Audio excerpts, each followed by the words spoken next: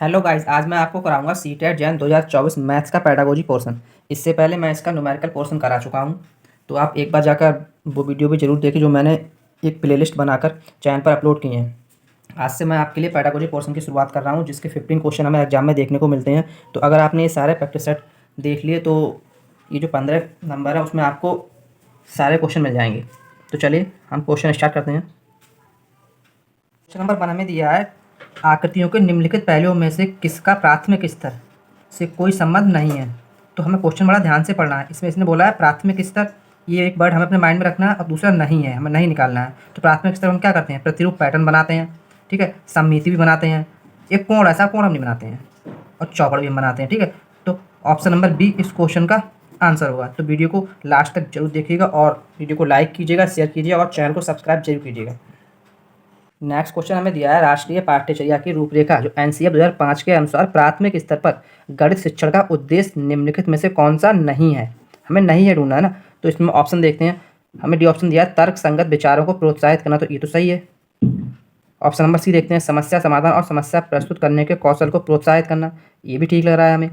गणित को बच्चे की ज़िंदगी के अनुभवों का भाग बनाना, हाँ ये भी हम करते हैं, हम ज़िंदगी जो अनुभव है उनमें उसका भाग बनाते हैं, ये भी सही लग रहा है हमें। हमसे पूछा गलत है ना, तो गणित में उच्चतर और अमूर्त पढ़ाई की, उच्चतर और अमूर्त, तो हम जो प्राथमिक स्तर पर उच्चतर और अमूर्त पढ़ाई कहाँ कराते हैं, तो बस यही हमारा ऑप्शन नंबर सही होगा, इस क्वेश्चन का आंसर होगा, क्योंकि यही हमारा इन चारों में गलत है। चलिए देखते हैं नेक्स्ट क्वेश्चन। क्वेश्चन नंबर 3 हमें दिया हुआ है, गणित से भयभीत होने और उसमें असफल होने के लिए निम्नलिखित में से किसे एक कारण नहीं माना सकता। ये सारे क्वेश्चन नहीं वाले हैं, तो ये हमें बड़ा ध्यान से रखना है कि नहीं माना सकता। तो देखते हैं इसके ऑप्शन क्या दिए हैं। कक्षा कक्ष के अनुभव, तो कक्षा में मतलब कैसा अनुभव है बच्चे का, इसके लिए हम क्या एक गणित में असफल होने का कारण मान सकते हैं, नहीं ये तो नहीं है। दूसरा बी, प्रतीकात्मक संकेत, जो मतलब प्रतीक होते हैं हमारे गणित में, उनको हम इसका कारण मान सकते हैं, नहीं मान सकते हैं। तो गणित की संरचना, गणित की हमारी क्या संरचना है, इसे भी नहीं मान सकते हैं। ऑप्शन नंबर डी, लैंगिक भेद, इसे हम मान सकते हैं, लैंगिक भेद कि बच्चा लड़का है या लड़की है, तो ऐसा कोई मतलब वो नहीं है कि ये लैंगिक भेद के कारण कोई बच्चा गणित में असफल हो जाए। तो ऑप्शन नंबर डी हमारा इस क्वेश्चन का आंसर होगा। ये जो मैंने क्वेश्चन लिए सारे प्रीवियस ईयर क्वेश्चन है, ये सीटेट एग्जाम में आए हुए क्वेश्चन है। तो अगर ये सारे प्रैक्टिस सेट जो मैं आपको कराऊंगा आप एक बार देख लेते हैं, तो पेडागोजी पोर्शन में आपको इससे बाहर कुछ भी नहीं मिलेगा। तो आप प्लीज़ एग्जाम देने से पहले एक बार इन सारे प्रैक्टिस सेट को देखकर जरूर जाएं। तो चलिए नेक्स्ट क्वेश्चन देखते हैं। क्वेश्चन नंबर 4 हमें दिया हुआ है, प्राथमिक स्तर पर गणित की पहेलियाँ मदद करती हैं। प्राथमिक स्तर पर जो गणित की पहेलियाँ वो क्या मदद करती हैं, कक्षा के प्रतिभा संपन्न छात्रों को पहचानने में, छात्रों को मनोरंजन प्रदान करने में, समस्या सुलझाने के कौशलों को परखने में, या समस्या सुलझाने के कौशलों को प्रोत्साहित करने में। तो इसमें हमें कौन सही लग रहा है, सबसे अच्छा जो बेस्ट ऑप्शन लग रहा है, तो वो बेस्ट ऑप्शन मुझे डी लग रहा है। डी ऑप्शन इसका सही होगा, क्योंकि इसमें समस्या सुलझाने के कौशलों को प्रोत्साहित करना है। क्वेश्चन को जो ऑप्शन दिए हैं वो हमें बड़ा अच्छे से बड़ा ध्यान से पढ़ना है, क्योंकि कभी कभी हमें ऐसा लगता है कि इसमें दो ऑप्शन में सही है, तो उनमें जो हमें बेस्ट मिल रहा है उसको हम आंसर ला करेंगे। तो क्वेश्चन नंबर 4 का जो आंसर होगा वो डी होगा।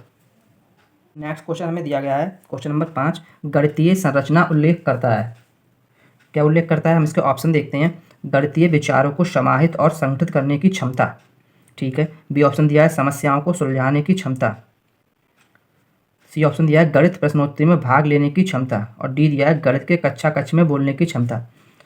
तो जो गणित संरचना है वो ऑप्शन नंबर ए, गणितीय विचारों को समाहित और संगठित करने की क्षमता में इनका उल्लेख करता है। तो इस क्वेश्चन का ऑप्शन नंबर ए आंसर होगा।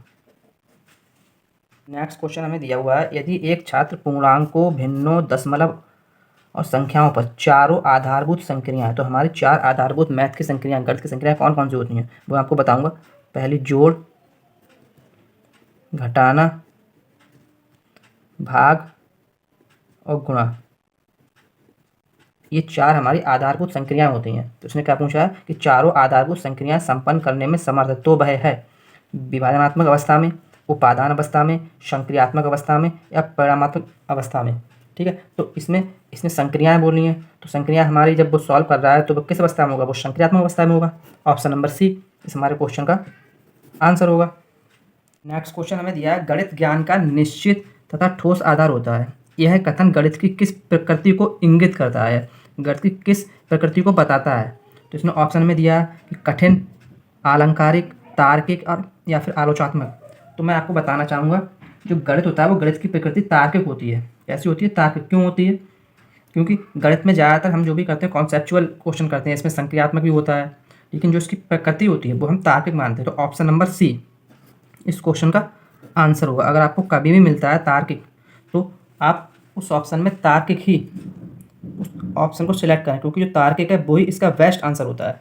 नेक्स्ट क्वेश्चन हमें दिया है इकाई योजना के प्रतिपादक हैं। तो जो इकाई योजना के प्रतिपादक हैं वो हमारे हर्बर्ट साहब हैं। हर्बर्ट ने हमारे लिए इकाई योजना दी थी। नेक्स्ट क्वेश्चन हमें दिया है प्राथमिक स्तर पर गणित का क्या महत्व है।